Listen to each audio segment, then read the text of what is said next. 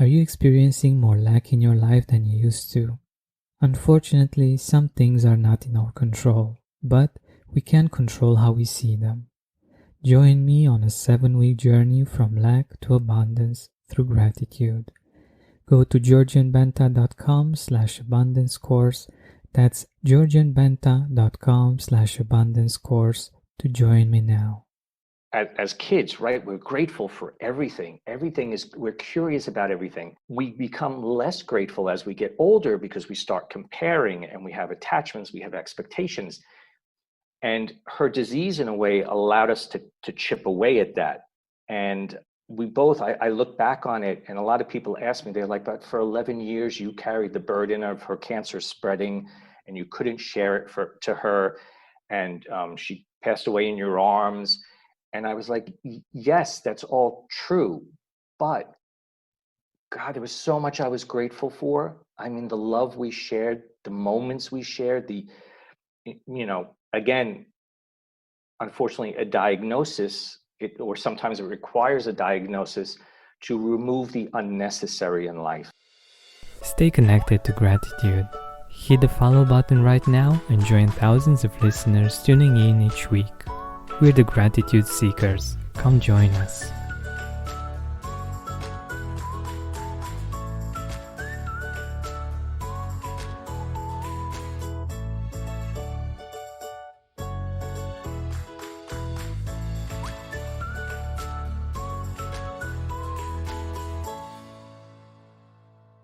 Hi, Gratitude Seeker. Welcome to a new episode of the Gratitude Podcast. Today with us, we have a really special person. He was born in NYC. He also lived in Abu Dhabi, Dubai, Rome, and now he lives in a small Italian village in the national park of Abruzzo, where both his and Madonna's family come from. He received his MBA through the executive program of Columbia University while working as a junior portfolio manager for a small investment management firm in Midtown Manhattan. He quickly started climbing the ranks in the financial industry and was recruited by one of the largest sovereign wealth funds, the Abu Dhabi Investment Authority, in 1997. It was shortly after accepting the position that he and his wife were confronted with an extreme event that shook the very foundation of all their hopes and dreams. Desiree, his wife, was diagnosed with stage 3 breast cancer right before her 31st birthday. And this is the intro to some of the life events in our guest's life.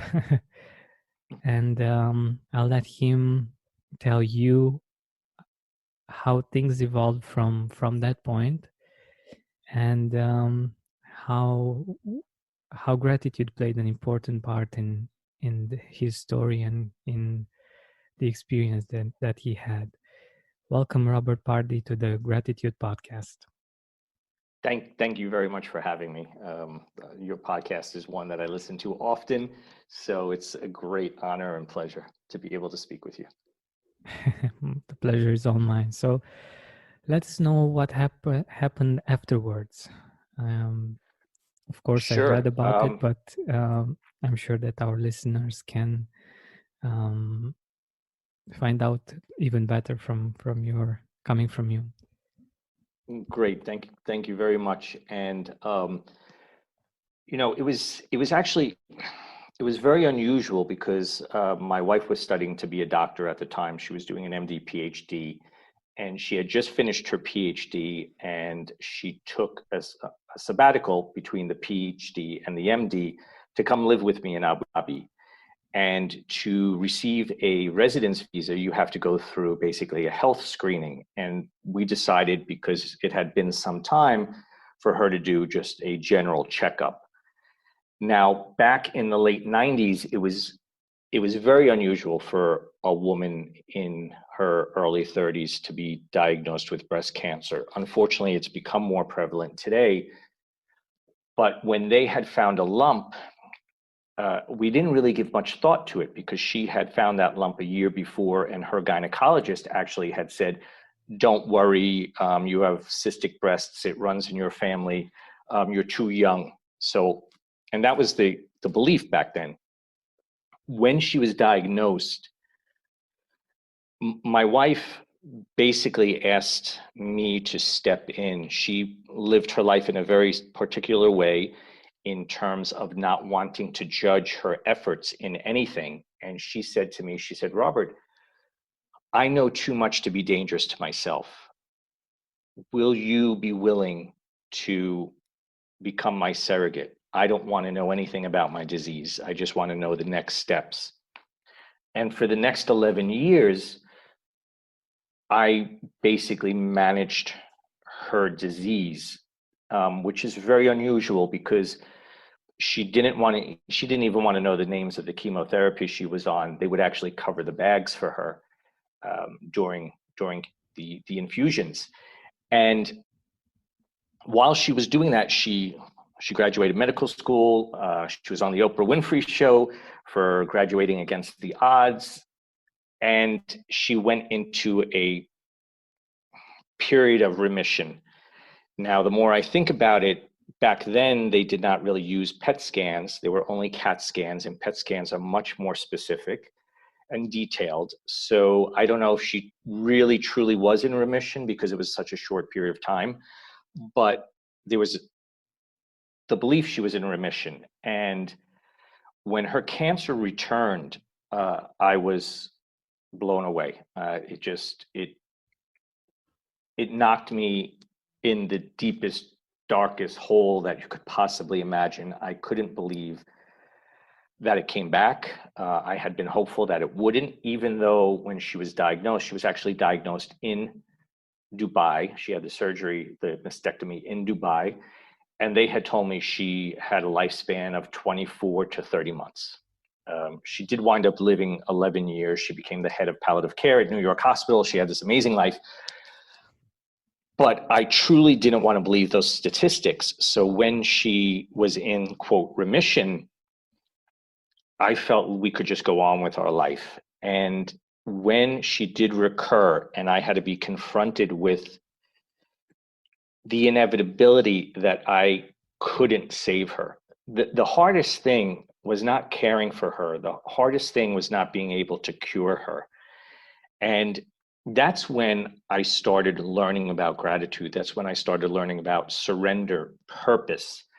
And the caregiving journey actually became very purposeful. And I realized that purpose was when I was putting my values and passions in alignment.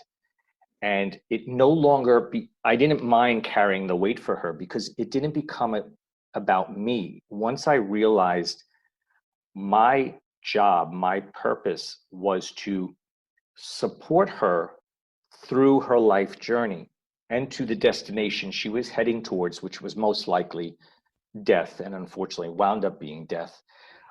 We were always hopeful that maybe there would be some new drug coming out every year. There seemed to be a new drug. There was a lot of advancement. But it really was in that period of time that I realized that the journey we were going through, despite the adversity, allowed us the possibility to actually live in a state of joy. And I know it sounds very odd if you're talking about someone that has stage 4 cancer and they're young and you have to confront death. But what I call gratitude the go-go juice of life, because I realized that gratitude fuels a lot of things, which I didn't grow up that way. I grew up in a very difficult relationship with an alcoholic father. I grew up in a mentality of lack and that there was never enough and you had to, work hard and the good guy always loses. And I didn't understand gratitude. But we were lucky enough to build it on our own. Then she had an amazing oncologist that actually introduced us to India, and we would travel to India she would sometimes get on a plane the night she had chemotherapy, and we would arrive in India, and she would volunteer in a hospital. I would volunteer in a food hall. But what I realized is that gratitude fuels joy, in that gratitude helps you value the ordinary moments. And what I realized throughout her life, and what helped me rebuild my life, which I'll talk about as well, but that it's only in the ordinary moments, it's by valuing the ordinary moments, that we live an extraordinary life. Because we're not thinking, we're not lost in expectation, we're not lost in attachment, we're not lost in comparison, looking at somebody's life on Instagram thinking, oh, why me? Why don't I have that? Gratitude, by fueling that awareness of the ordinary moment, helped her understand we had enough, and we were enough together. We were living a wonderful life, and we did get the opportunity to travel and do a lot of things, but it was the laughter in the house. It was playing with our little dog. It was, I used to buy these little napkins. We would call them happy napkins, but for dinner, we would have all these napkins with flowers or hearts or funny sayings. And we, in a way, allowed ourselves to live with a little childish enthusiasm, because as kids, right, we're grateful for everything. We're curious about everything. We become less grateful as we get older, because we start comparing, and we have attachments, we have expectations. And her disease, in a way, allowed us to chip away at that. And I look back on it, and a lot of people ask me, they're like, but for 11 years, you carried the burden of her cancer spreading, and you couldn't share it to her. And she passed away in your arms. And I was like, yes, that's all true. But God, there was so much I was grateful for. I mean, the love we shared, the moments we shared, again, unfortunately, a diagnosis, or sometimes it requires a diagnosis to remove the unnecessary in life. And so that was our journey together. And I learned about surrender, because it was that dark moment in my life where I realized I couldn't save her, that I had to surrender. I had to give up trying to control the outcome, and controlling only what was under my control, which were the ordinary moments, which were my thoughts, my efforts, my actions. And together we grew. And this woman, she became the head of palliative care at New York Hospital. I watched her evolve, and my joy was knowing that I was helping her do that. When she passed away, honestly, I had a huge identity crisis. And I realized throughout the grieving process, because of course I miss her every day. And I wasn't necessarily upset she passed away, because I realized and I learned that we live with impermanence in life. Everything is impermanent. We have only one destination. We're not meant to survive life, unfortunately. And so I had to say goodbye to her earlier than expected. Yeah. But I don't think she lived a short life. I think she lived an accelerated life. And I didn't realize how I needed to actually confront the loss of Robert, the husband, Robert, the caregiver. I had to look inside myself and realize that I had a vision of my life. I was supposed to have this. She was beautiful. This beautiful, amazing doctor as my wife, at my side, living in New York City, living the yuppie lifestyle, and it disappeared in an instant. And I wasn't sure who I was. I wasn't sure what my purpose was. And I also wound up accumulating a lot of debt, because part of our journey, I had decided that whenever she would feel really down, I'd be, okay, do you want to fly to Puerto Rico tomorrow? And I would just take a credit card, because I didn't know when her life was going to end, but I knew she only thought she had the cancer in her liver, because at one point in time, I had to tell her that we needed to remove part of her liver, but I wasn't keeping her up to date. When she passed away, she had metastases in her liver, her bones, her lungs, her peritoneum, her small intestines. But yet she worked up until 2 weeks before she passed away. She just had this amazing, unlimited source of energy, because she was grateful for what she was doing. But I had a lot of debt. I went back to Dubai. My default was always money. Money can make everything right. Even though I learned money couldn't save her, but immediately feeling a lack of security, I went back to Dubai, back into my job full time, started making money, and I didn't feel grateful for what I had, even though I should have, because I had an amazing life. And when I looked at that, I realized that part of the equation was that purpose. And I started looking for my purpose, because what really, in my opinion, fuels gratitude, at least from my practice, is not necessarily keeping a gratitude journal and bullet pointing 3 things. Oh, I'm grateful for, the beautiful weather, this nice house, and the music I listen to, but is to connect to the loss connected with that. There's an emotion that these things present, and it's actually the emotion we're grateful for. It's not really the thing. And that's what I realized when I was in Dubai. I had a lot of things, but they weren't giving me emotional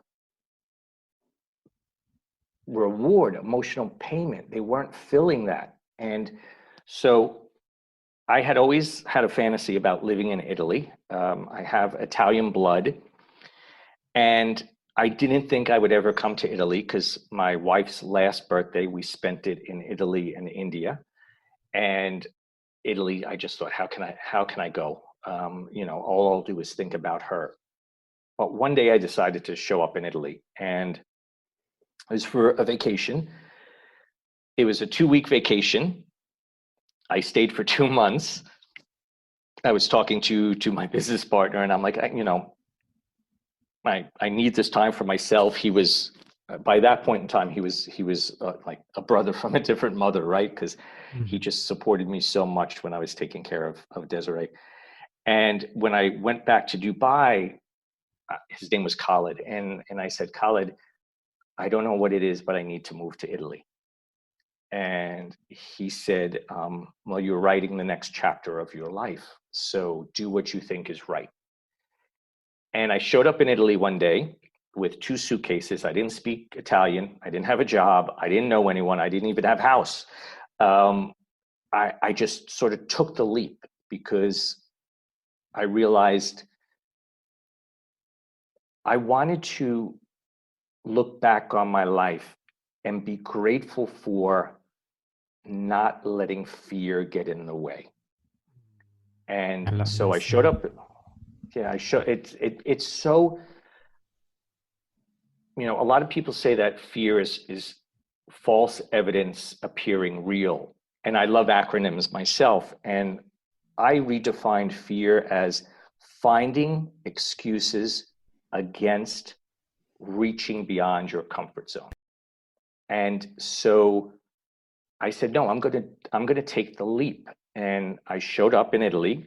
I wasn't sure what I was going to do, but I had always had, and it's very funny because I was an investment banker. I was really good at my job. I made nice money.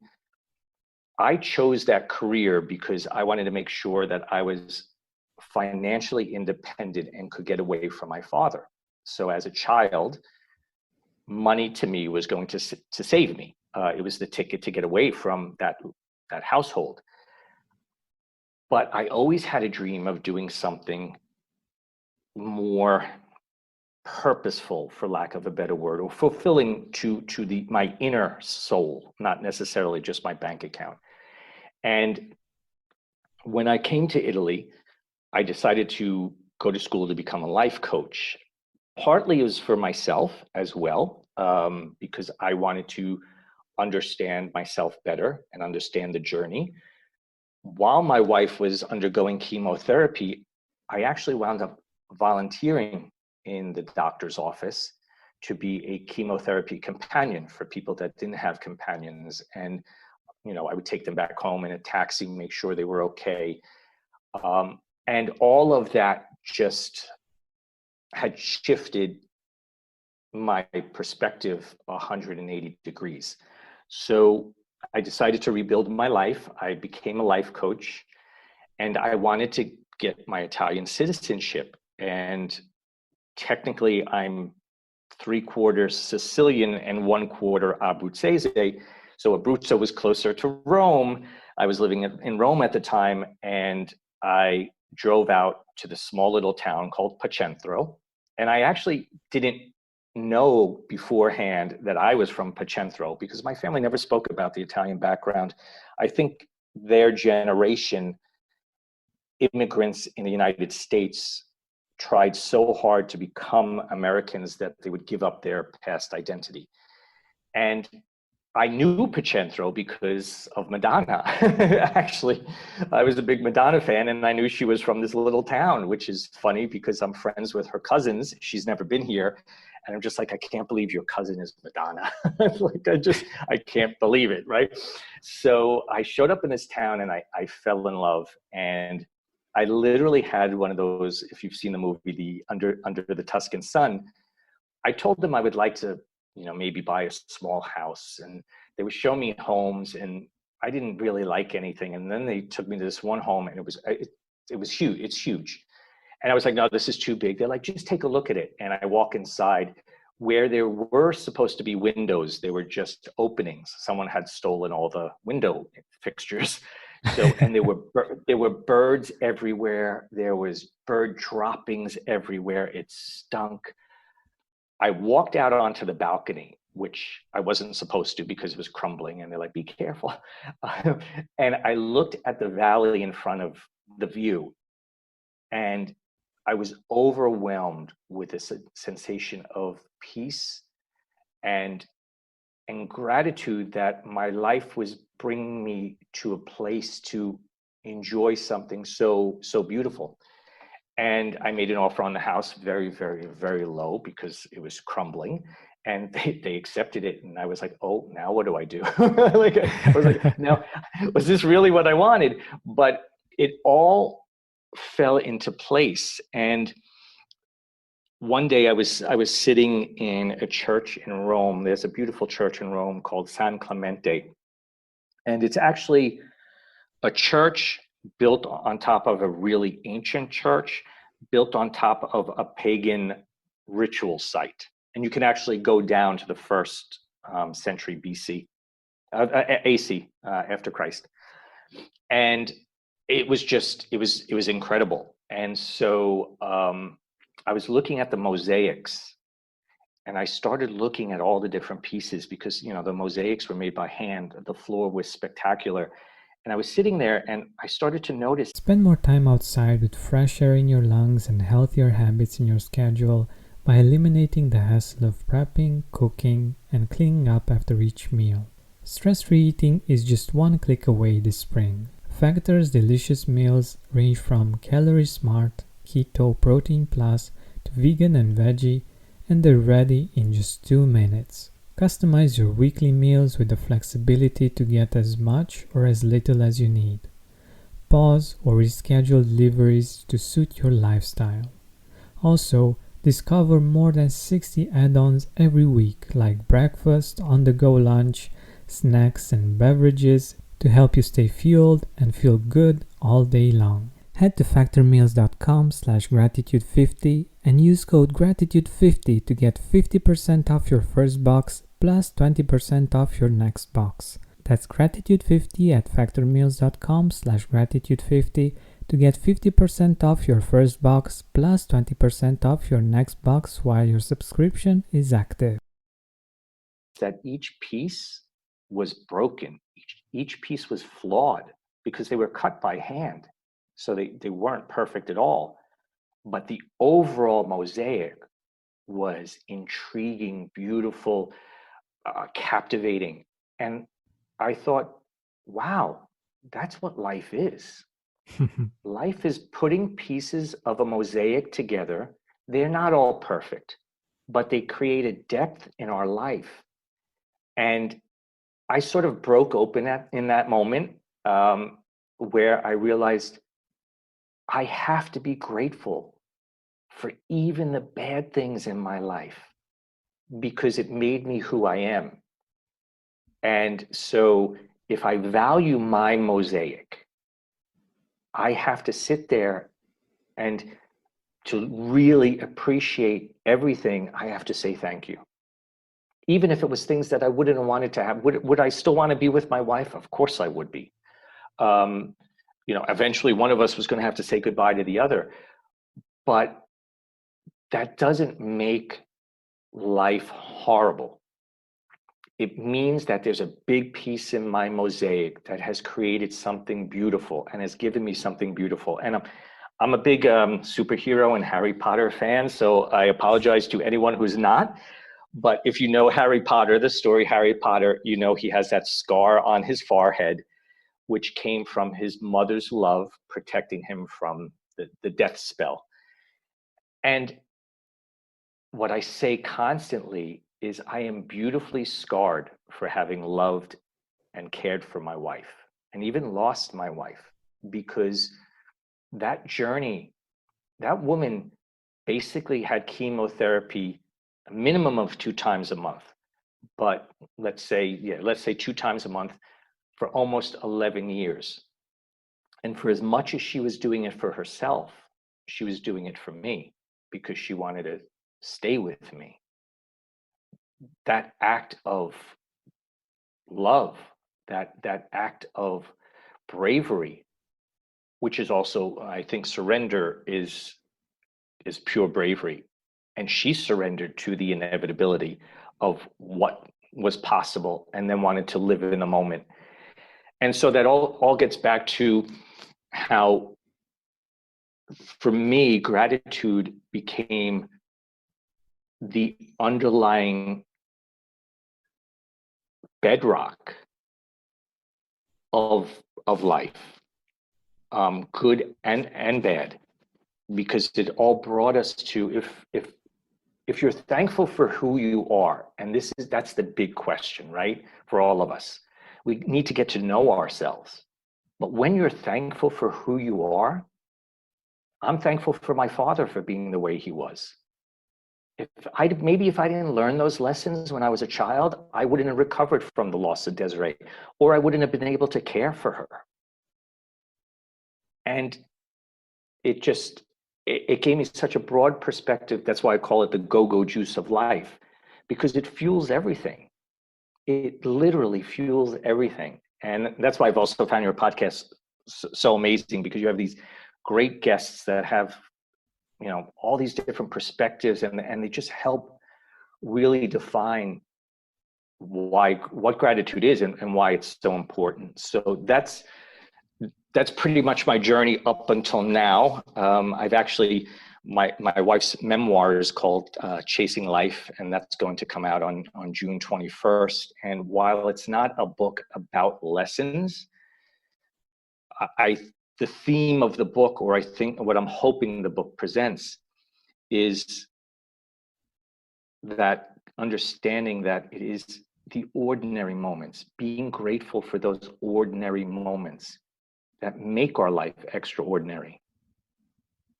Because you're going to, at least this is what I believe, I don't miss the trips that I took with my wife, or I don't know, great restaurants we ate in. I miss her laugh when she was watching Friends. I mean, it's that. It's that my heart misses so much. And God, she watched Friends. I think, I don't know how many times. I could recite episodes probably by memory. I know the But feeling, yeah. yeah, but she would laugh every time, and that's what I miss. And so that's why I'm such an advocate of the ordinary moments in life, and so grateful for them. Exactly. And what I believe is that we all get to experience these ordinary moments. We don't have to be billionaires, we don't have to be superstars, we don't have to, I don't know, have different things or be a certain person to be able to have these moments and to enjoy them. It's not up to something that's external, that validates us that we deserve those moments, but we have them. We're already experiencing them. It's just up to us to change our perspective, to appreciate them more. And yeah, like you said, these small I, moments that really that we really cherish, they remain in our heart. And um, yeah, they enrich our life. And like you said, gratitude connects us to the inherent abundance of life. I love this perspective from a written interview that you did. I think it's so true that by connecting to gratitude, we connect to this abundance of life that's already there, right? 100%. And I want to thank you for actually also, mentioning that we all have these valuable ordinary moments. It's available to all of us, which is why, as you said, when I talk about abundance, it it shows us how abundant our life is. We need to walk away from. I'll tell you a very funny story. I was in the US shortly after leaving the great job in Dubai, and I stayed with a friend of mine, and he had just bought a new house, and I was living in Rome in the time. His living room was bigger than my apartment in Rome. And I looked at all he had, and I started falling into comparison, thinking I could have had that, I could have this, that, the other thing. When I returned, it was before I bought this house here. When I returned back to Rome and I got on my terrace and I looked out at the sunset over St. Peter's, I thought to myself, this is abundance. This is something that I am so grateful for. It's not the big car, it's not the big house. And the thing is, all the research shows you buy a brand new car, those first couple of days, it feels amazing. You're grateful for it. And after a couple of weeks, it just becomes a thing. And that's why if you connect to those ordinary moments every day, there's an abundance in your life it's unlimited. And so thank you for bringing that up, because that is so important. And it's Yeah, everything we all have. exactly. And I think it brings the power back to us.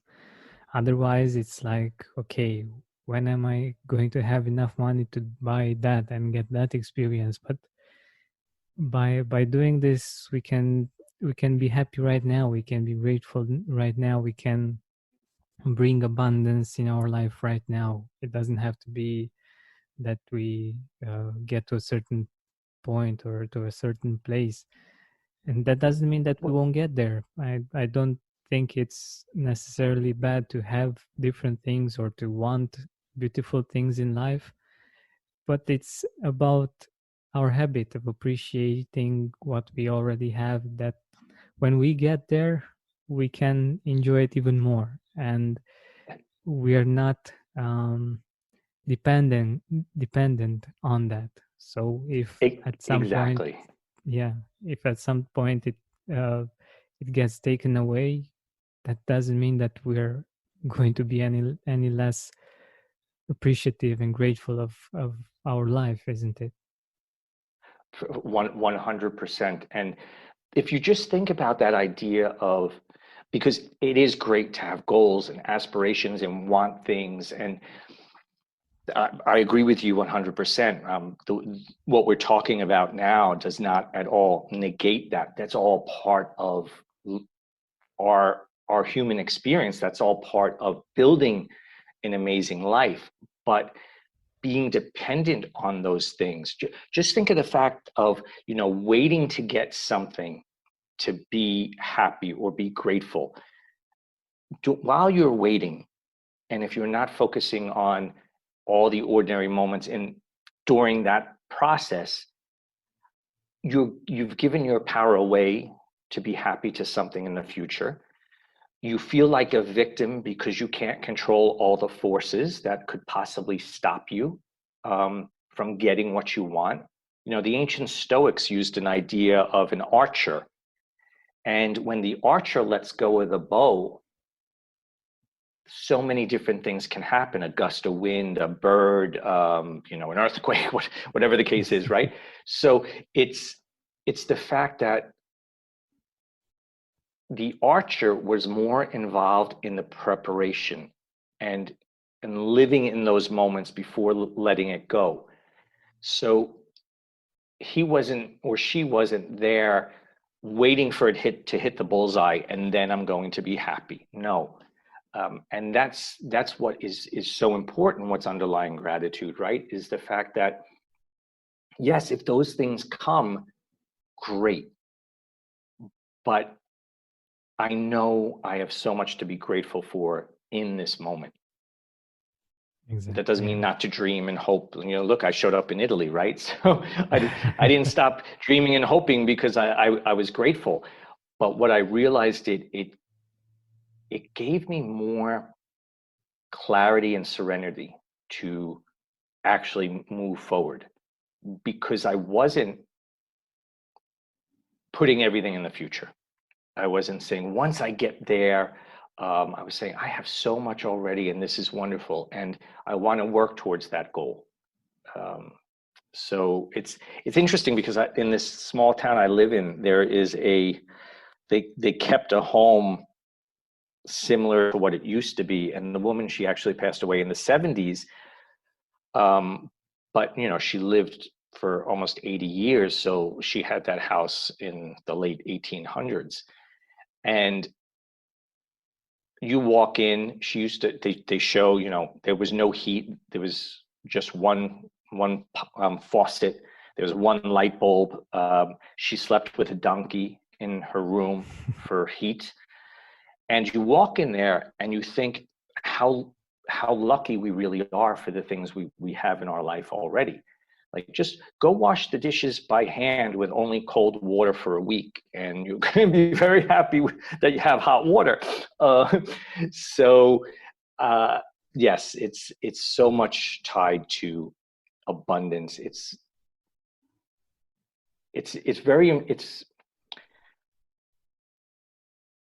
is that whole concept of enough.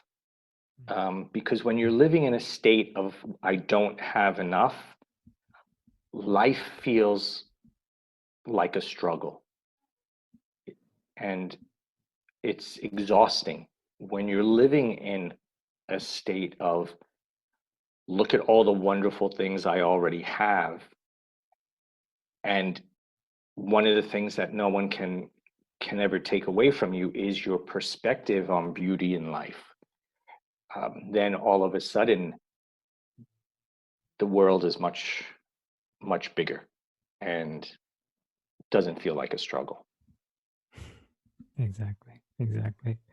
And since you mentioned this this perspective on the big world that we're living in, I'm really curious, in all of your travels, in all of the places that you lived, did you see some similarities or some things that you think are interesting related to gratitude? For instance, in Abu Dhabi, in Dubai, or in Rome, those cultures are so different from how I can see them from my perspective. Do you see some? Did you see some things that have to do with gratitude in these cultures that you thought were interesting? 100%. And one of the things I'll say is, when I did move to the Middle East in the late 90s, I really didn't know a lot about Muslim culture. I knew the basics, things about alcohol and many wives and women wearing an abaya or a burqa.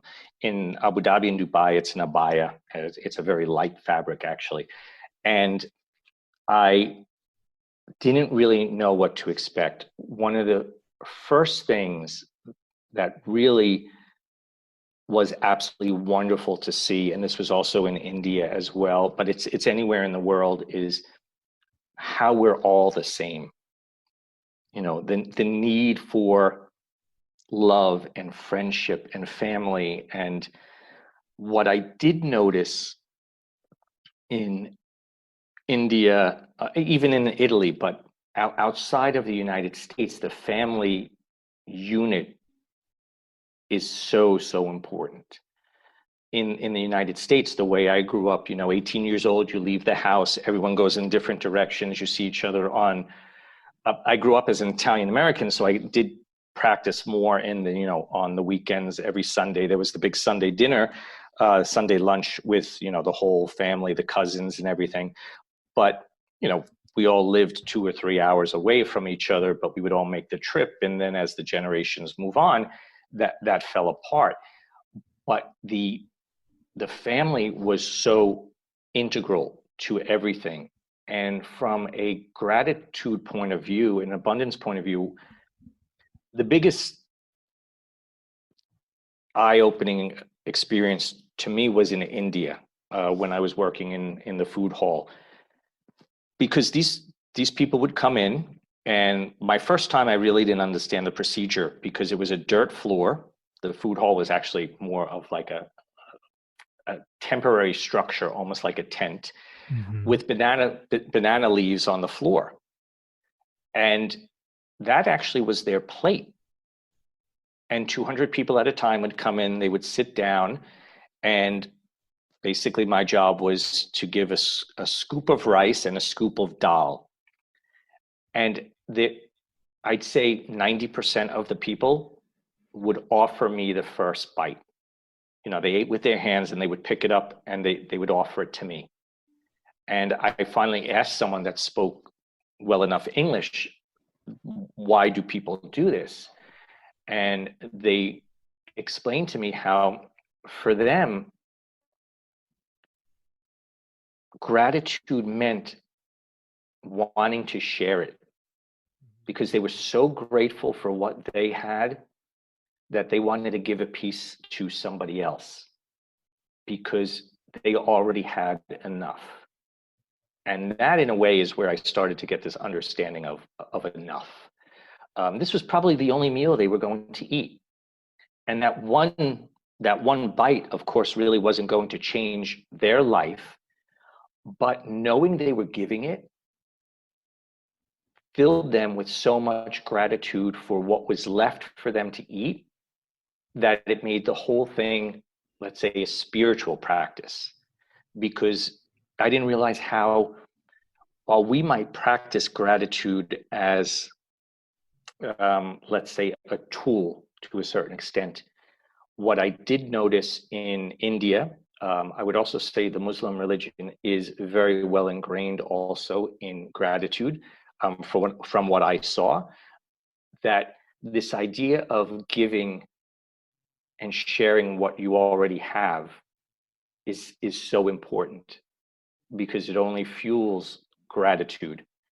And a practice that I started doing soon after that was being aware. If I remember once, it's a story I also wrote about, but I remember once being in a grocery store, and there was a young kid in front of me, and he wanted to buy an Entenmann's cake for his mom's birthday, and he didn't have enough of money to pay for it. And I saw the cashier was thinking to cancel the sale, didn't know what to do.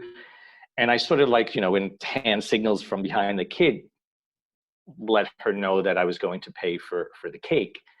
And the kid didn't know.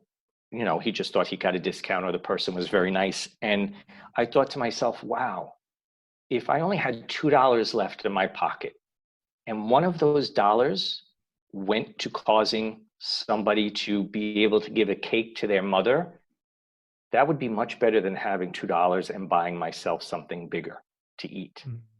And I got it. And so in Italy, again, it is, they practice gratitude in a different way because it is so ingrained in the Catholic religion. So a lot of it does have to do with what the underlying principles are of Catholicism. But they try to incorporate it. What I've seen being outside of the United States is it seems to be more habitual in the cultures that I've seen living abroad for so long than it is in the United States. I think it's also because in the US, we grow up in a consumer-based society of buying more, having more. We're taught to do that. If you just think about how from the pandemic, the economy in the United States is recovering so quickly, people are running out and buying because they haven't done that in so long. But yet we also heard a lot of stories of people, providing meals for people and a lot of other things that I think there was a big shift. But I do think part of it is, India, the Emirates, at least the Emirate culture, because the Emirates, Abu Dhabi and Dubai is based solely on consumerism, but not the local population. That's not how they live.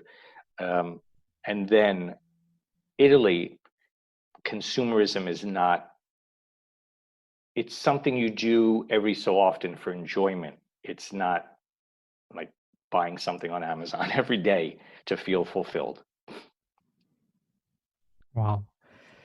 I love everything that you shared, and I'm always curious on how gratitude is experienced in different parts of the world. And I'm really grateful that you've shared these stories and these perspectives, and I'm sure that our listeners, wherever they are in the world, will get some very interesting insights from all of the things that you've shared.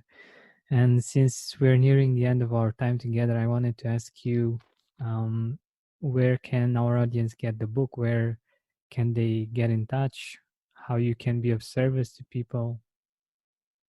Oh, thank you very much for asking. So if anyone wants to get in touch with me, the best thing is they can go to my website, which is robertpardi, PARDI.com. Thank you once again for being a guest on the Gratitude Podcast. And thank you very much for having me, for sure. Hey, Gratitude Seeker, thank you so much for taking the time to listen to this interview. I really appreciate it. And if you could think of one person that would also benefit from it, share it with them. It might actually be the inspiration that they need to make their day or maybe even their life much better. Thank you so much once again. This has been Georgian Benta. Don't forget to keep seeking and spreading gratitude. Are you experiencing more lack in your life than you used to? Unfortunately, some things are not in our control, but we can control how we see them. Join me on a 7-week journey from lack to abundance through gratitude. Go to georgianbenta.com/abundance course. That's georgianbenta.com/abundance course to join me now.